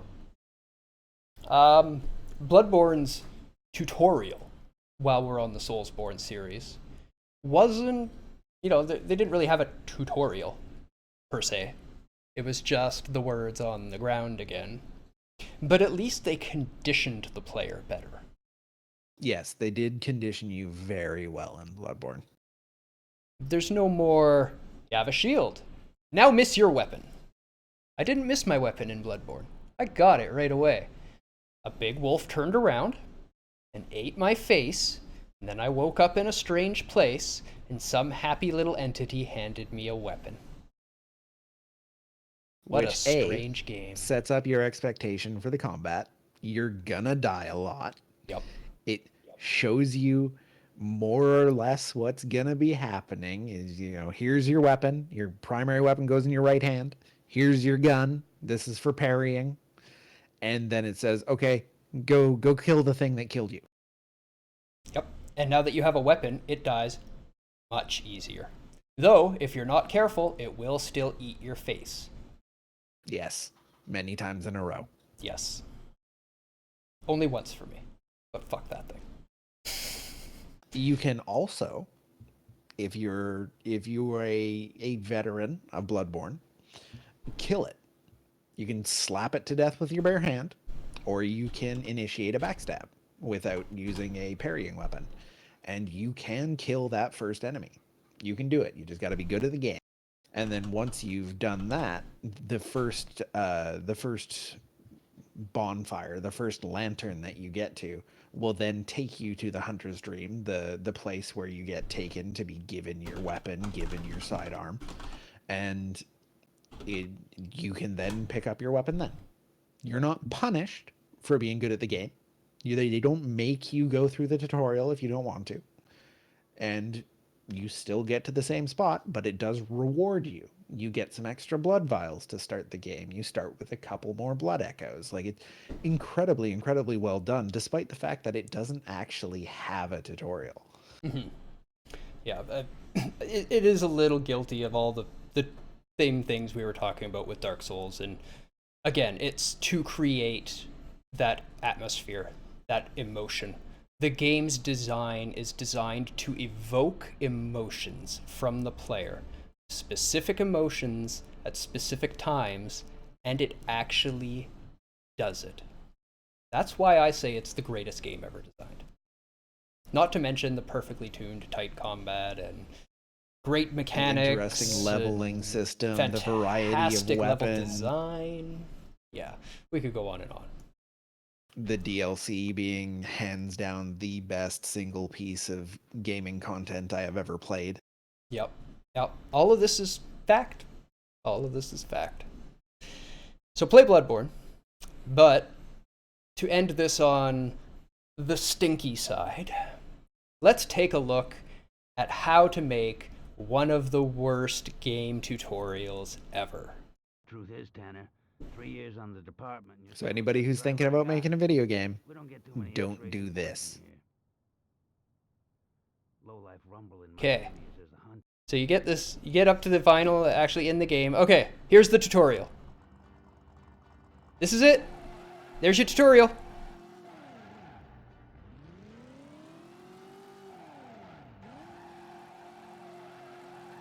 If you're wondering why he's doing all this stuff, Well, things did start getting crossed off a list. So, I mean, I guess we can infer that. Unfortunately, this guy's pretty good. Like, really, really, really, really good. So if you were to actually bump any of the things that he's doing there, you would fail. Immediately. Yep, you ruin your car. All those things that are on that list get uncrossed off, and you have to start all over. So you have to do the whole list of all of these things perfectly without hitting anything in a little underground parking lot with pillars and other cars parked in it and concrete walls. Oh, did I mention it's timed? Yes, And there's a this is your- stopwatch there. They haven't like shown you buttons. Yep. They don't tell you what buttons do. It just says, okay, you've got a minute, go do it. Yep. There's no this is gas, this is brake. There's no what is a 360, what is a 180, what is a brake tact.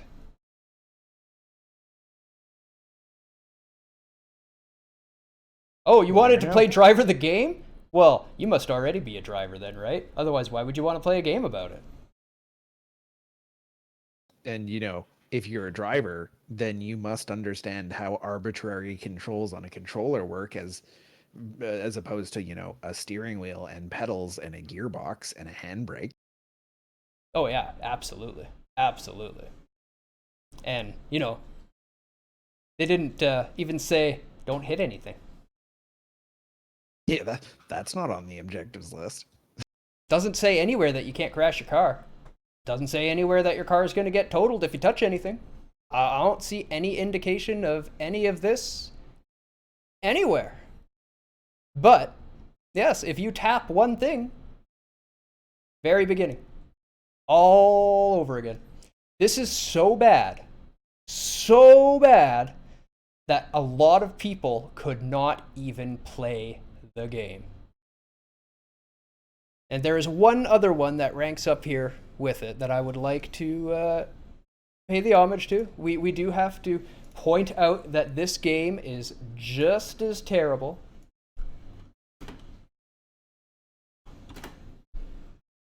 Make sure I got the exact right one. Is it what I think it is? Is it from my favorite obscure console? Possibly. Jet Set Radio. That's the one. So Played if that on the Dreamcast. yeah, if you're not Love the familiar with this game, don't be ashamed. Most people aren't. It was a very small niche game. There haven't been a lot of games like it. You rollerblade around and you tag things. This here is the tutorial. It's timed.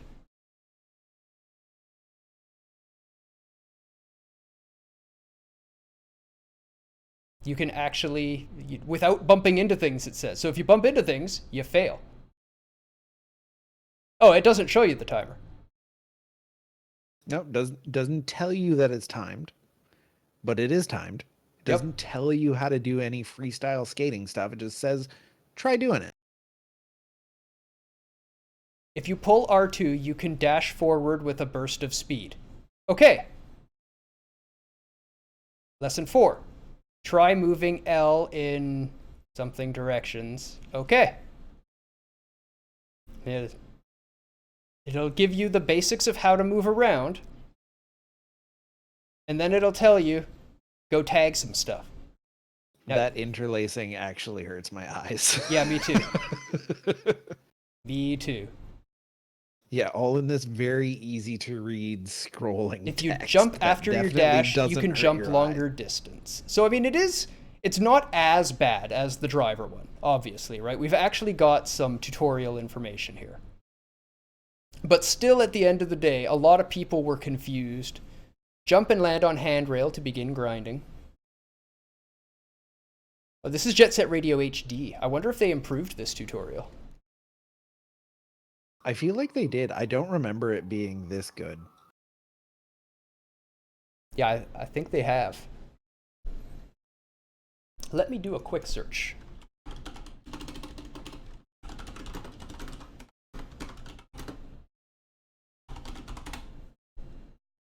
So yeah, that was the improved version of that tutorial.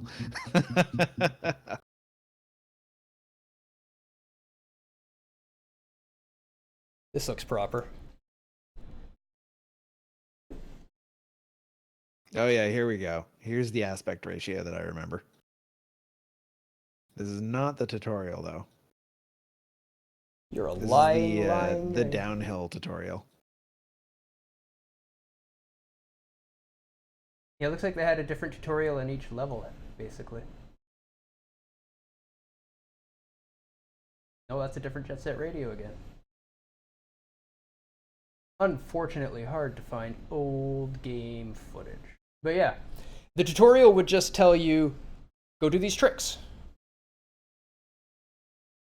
Here's a timer, you've got to do this trick, this trick, this trick, this trick, and tag these things.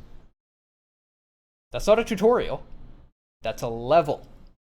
A tutorial should not be a level. It should be a tutorial. Teach us how to play the game. Don't just expect us to play the game. It could be part of a level. Yeah, it could be part of a level. That's fine. Totally fine. To beat on the driver. Just that last little bit before we finish. Yeah, those games were awesome. They were a lot of fun and really interesting, but they did not teach you how to play them. It was a totally new genre at the time. No one had ever done anything like it, and there was no real indication on what you're actually supposed to do. You just had to kind of suffer through failing a whole bunch on the tutorial before you learned how to love it. You know what? They're kind of like Dark Souls that way. Great game, terrible tutorial. Really hard to get into because you just don't know what you're doing for the first little while. But on the final note with Driver, and I'm going to put it in bold, should not be harder than the game.